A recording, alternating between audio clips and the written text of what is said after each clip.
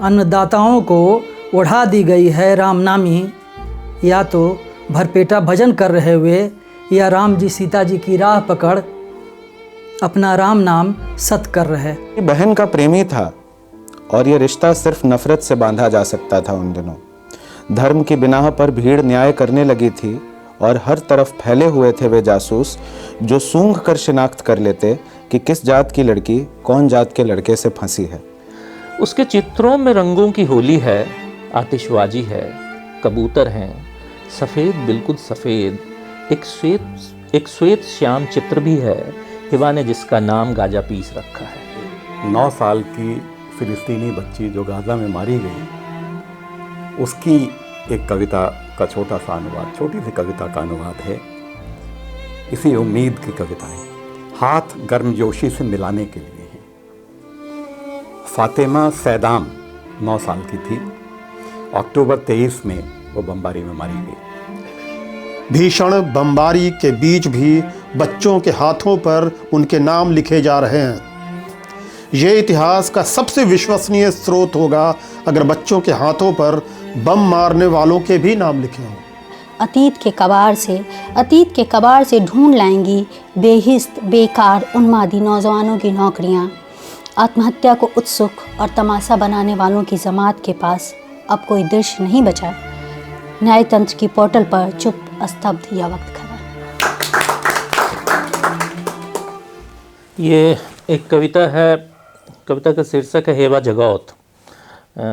बता दें कि हेबा जगौत एक पेंटर थी, 40 साल के आसपास की उम्र थी उनकी, और वो इजरायली बमबारी में अपने 2 बच्चों के साथ मारी गई।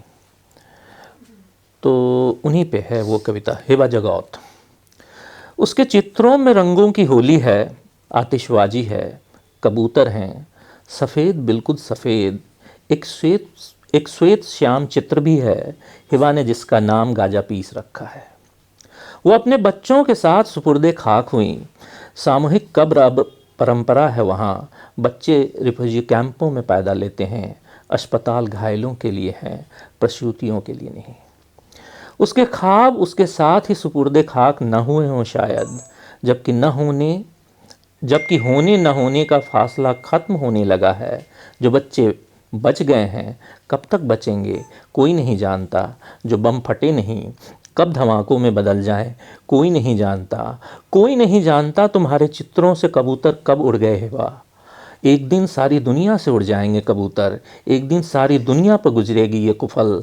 एक दिन नहीं होगा रात के बाद, फिर रात होगी, फिर रात होगी। क्या बात है। और एक कविता पढ़ी राजेश जी। शिलालेख।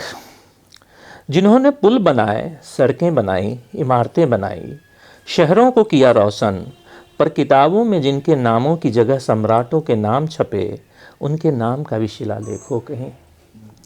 जिन्होंने घरों को बसाकर अपने सपनों को रसोई में जला डाला, जिनकी आंसुओं का नहीं है हिसाब किसी लेखाकार या मुनीम के पास, जिनके दुख अमूमन नहीं आते दृश्य में, उनके नाम का भी शिलालेख हो कहीं। जिन्होंने मिट्टी को बनाया सोना, जिनके होने से था हमारा होना, जिनके श्रम का फल था हमारी थालियों में, और जिनकी हथेलियों से किस्मत की लकीरें गुम गई थी, उनके नाम का भी शिलालेख हो कहीं। वे अनाम नायक जो नहीं रहे कहीं, न तस्वीरों में, न नारों में, न तोड़न पर, न किताबों में, जो दरअसल नदियों की धारा थे, अनंत काल से खेतों को देते रहे हरियाली और समुद्र में विलीन होते रहे। बस इतनी सी दरख्वास्त है, उनके नाम का भी शिलालेख हो कहीं।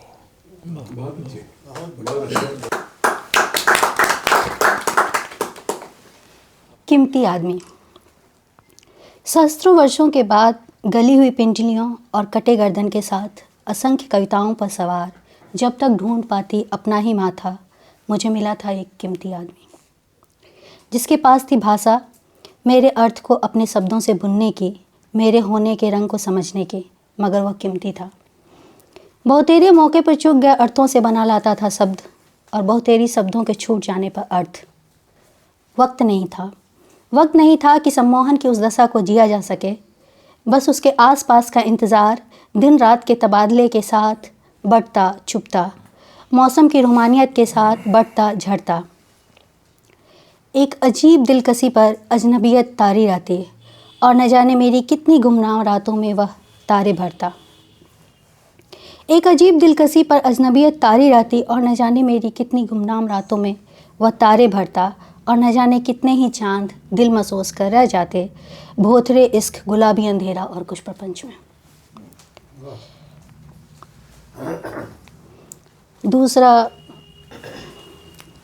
दूसरी कविता प्रतिबद्धता। हम सब प्रतिबद्धता से खोदने की प्रक्रिया में शामिल हैं। हम सब प्रतिबद्धता से खोदने की प्रक्रिया में शामिल हैं। कल को ढूंढते हुए आज की निरर्थकता पर थूकते हैं, बेरोजगारी से झुंझलाते हैं, अपना जूता दे मारते हैं दीवारों पर कि कुछ झरे।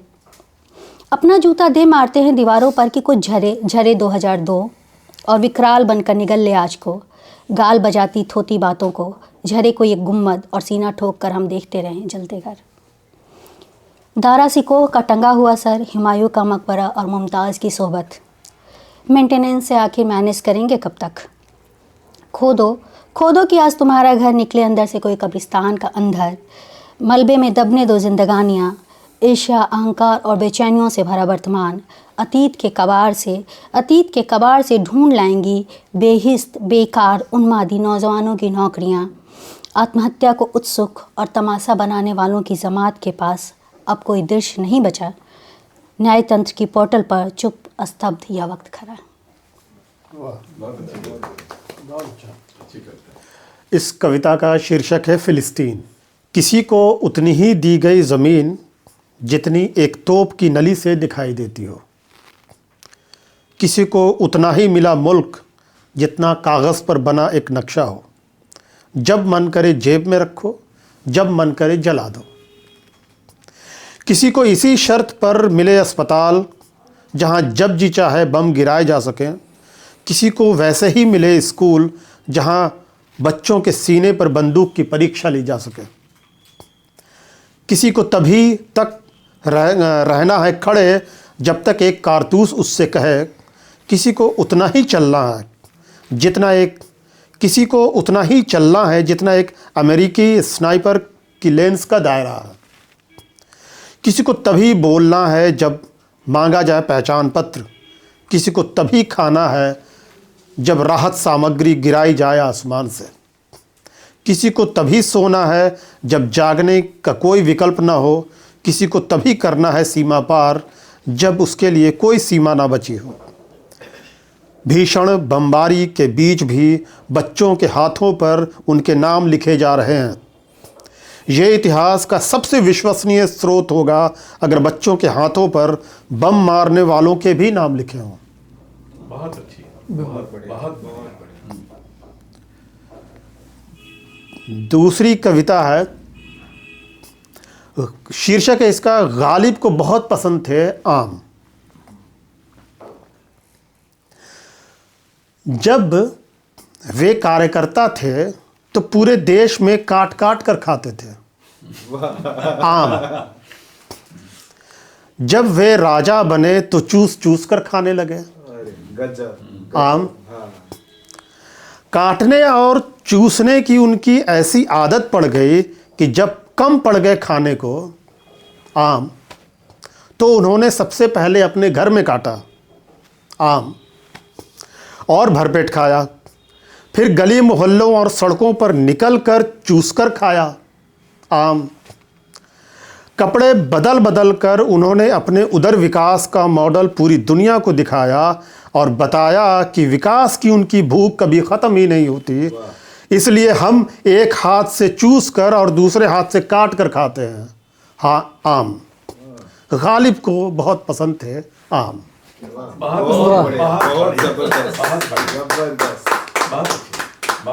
Thank you. ये कविता आम के जिस रूपक से शुरू होती है और जहाँ जाके कल्मिनेट करती है, गालिब को बहुत पसंद थे आम।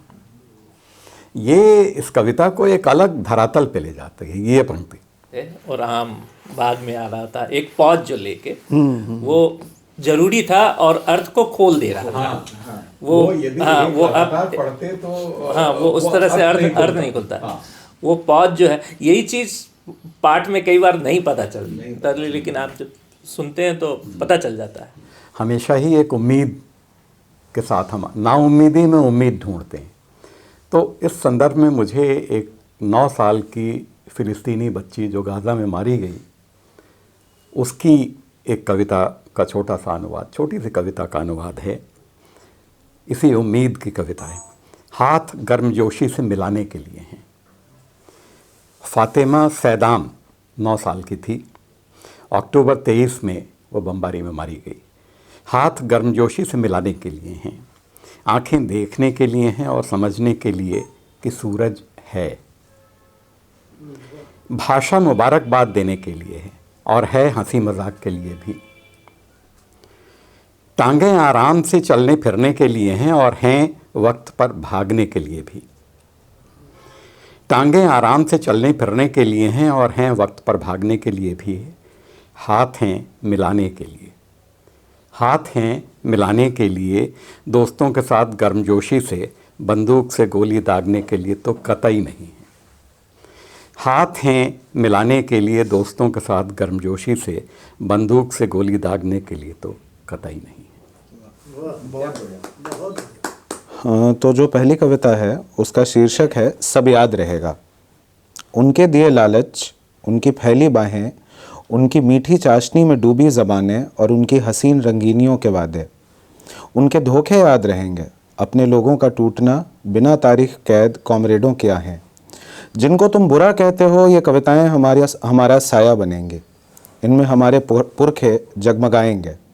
हम उनका कहा ही दोहरा रहे हैं, उनकी असफलताएं हमें न बिकने की आदमियत सिखाती रहेंगी।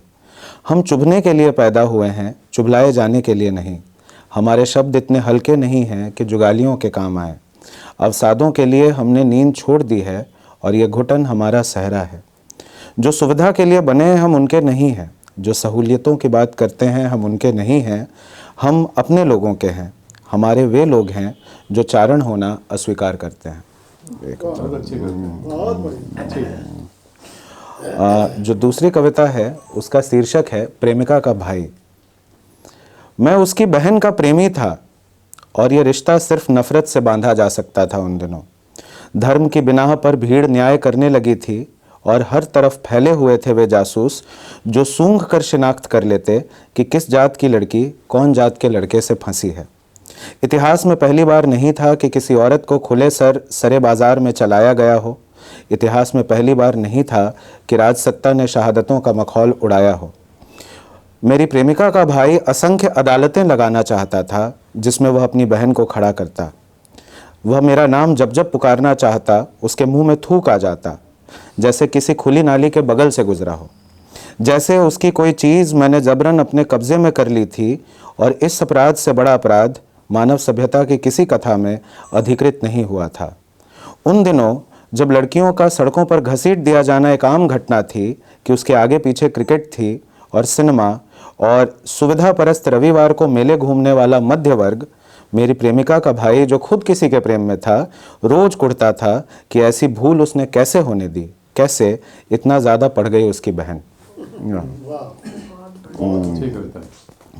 यह कविता मैंने कई कवियों की कविताओं से इरिटेट होकर लिखा कि अच्छा ये क्या तरीका है, बेतुके ढंग से कुछ भी रख दिए, कविता कह रहे हैं। तो हमने भी पहला पैरा अपने हिसाब से बेतुका रखने की कोशिश की, लेकिन फिर आगे वो कविता हो गई तो मैंने इसे अपनी कविताओं में शामिल किया।